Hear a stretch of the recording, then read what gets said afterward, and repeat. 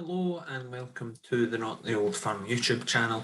My name is Ben Banks, sitting the morning after Scotland's, let's just say, not very good performance against Denmark in World Cup qualifying Group F on the road to Qatar next year. If you do like this channel and have enjoyed the content we've had over the last couple of weeks, and before that as well, do remember to subscribe to the channel. It would be much appreciated, as I've already mentioned countless times.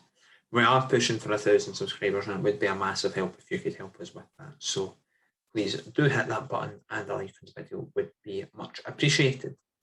Yeah, Scotland 1 win in 9 under Steve Clarke, given a new deal until 2024. But the last I know the Euros in the middle of that perhaps breaks things up with a feel-good factor around the country and things like that. But on the park, it has not been great since that night in Serbia where we qualified for the Euros. Again, against Denmark, while Denmark were always the favourites, they are Euro 2020 semi-finalists. They've got a great team.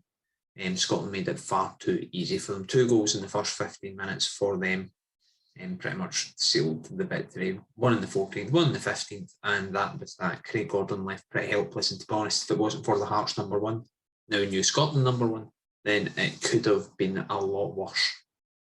Scotland just didn't start. There was a few bizarre things in it, and we'll discuss them in this sort of wee short video. I mean, I'll just give some of my thoughts on it, and you could probably sit here for a wee while discussing them. But I think probably start with the team selection. Now, Steve Clarke wasn't helped by the fact that he had pretty much most of, well, not most of his team, a lot of his main men out. He had Scott McTominay and John McGinn, who would have been certain starters. They were out. Stuart Armstrong's another one who might have started. He was out.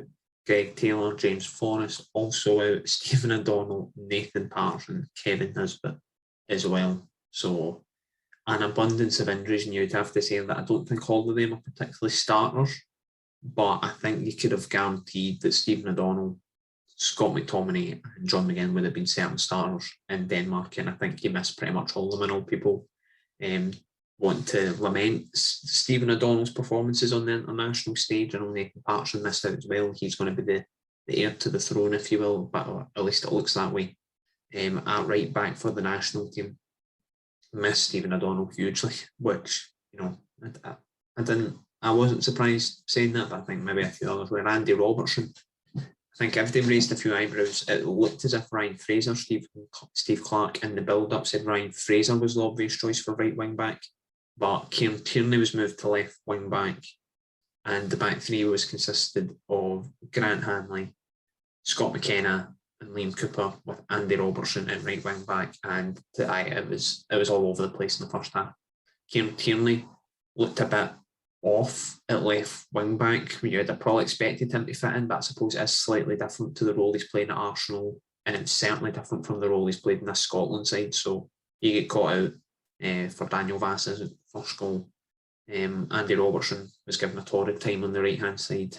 Did his best, wasn't terrible, and wasn't the worst performer on the night by any matter. I mean, you could tell he just was not comfortable. He spoke about post-match having to sacrifice himself for the team, and if you're Scotland, you don't really want to be sacrificing somebody who's won a Premier League and Champions League in the last couple of years and who's Liverpool's #1 left back. It does bring back this. I think there was a Kieran Tierney at left centre back and Andy Robertson at left wing back seems to work. I think Kieran Tierney, by a bit of time, could probably perform better in the left wing back role. I don't think we've seen the best of Andy Robertson in a Scotland shirt quite yet.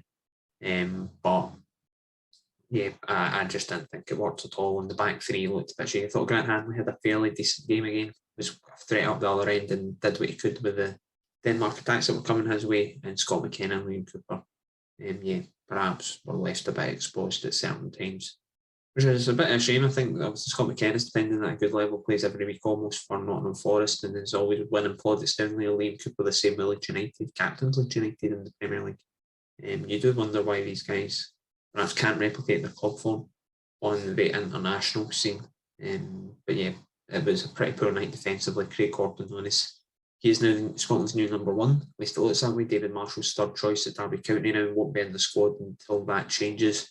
Liam Kelly and Xander Clarke, the younger ones, pushing him I would expect that Liam Kelly or Xander Clarke to play against Moldova on Saturday. I can't see Craig Gordon playing 3 games in 6 days and then going on to play again for Hearts on the Saturday. I know he's a goalkeeper, he obviously don't need to run about as much, but I just can't see that. He's 38.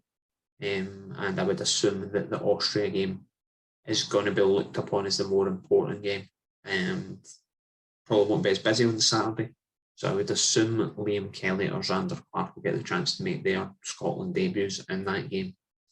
But I could be wrong. But I'd be surprised if that wasn't the case. Despite the fact Craig Gordon, I thought he had a good game. He's probably argue his best player on the park. He made 3 or 4 very good saves that stopped the scoring from being a lot worse than what it was in the first half. Denmark, after half time, completely took the foot off the gas. Didn't need to play particularly aggressively or that. They were just quite content with the lead.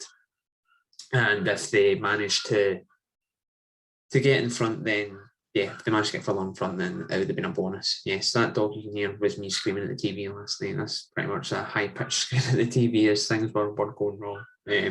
But yeah, it was a very disappointing night, I think, for Scotland in general. It's 1 win in 9. You're already 4th in the group. Andy Robertson said that, you can't really finish first in the group now, and it's second. And I mean, that Austria game next Tuesday is huge. And defeat to Moldova is pretty much unthinkable at this stage. And I mean, if they even draw that game, then it's over. Scotland need to win all 5 games to make the playoffs now for me. I think they need to be beating Denmark at home. I think they need to be beating Austria away. And then they need to be rounding off the results away to Moldova, against the Faroe Islands and against Israel when they come to Hampden. So I think they all need to be wins. Will they all be wins? I don't think so. So you can put 2 and 2 together on whether I think Scotland are going to go to Qatar next year. It is a very uphill task. If they manage to do it, fair play. Steve Clarke has warranted his new deal to 2024, but it is 1 win in 9, and it's not exactly like they've played superpowers of football in that time. It has been largely, that's why I say concerning, that the Euros overshadows, I think, a lot of perhaps the flaws of the Steve Clarke Mariners of just getting the results up. Here, the last few games, Czech Republic 2-0 defeat, the 0-0 draw to England, of course, was widely celebrated. It was a great performance. I mean, it's a draw in it, so apart from the Serbia game, Clarke's best result. 3-1 loss to Croatia, a 1-0 win against Luxembourg in the friendly. We're just going to talk about competitive games. Obviously, the Faroe Islands one was decent, 4-0, but you would expect to win that 4-0. And then the draws against Austria, Israel. The Serbia game itself was a draw. Had to go to penalties to win that, and defeats to Slovakia and Israel in the Nations League. Before that, they did okay. They were unbeaten for a wee while, but the games were tight, 1 each, 2-1, 0-0. Had to go through in penalties against Israel in the first qualifier for the playoffs for the Euros, and then 1-0 victories over Slovakia and Czech Republic. So, I can't really remember off the back. On one hand, I could probably count the amount of games I was properly wowed by Steve Clarke's Scotland.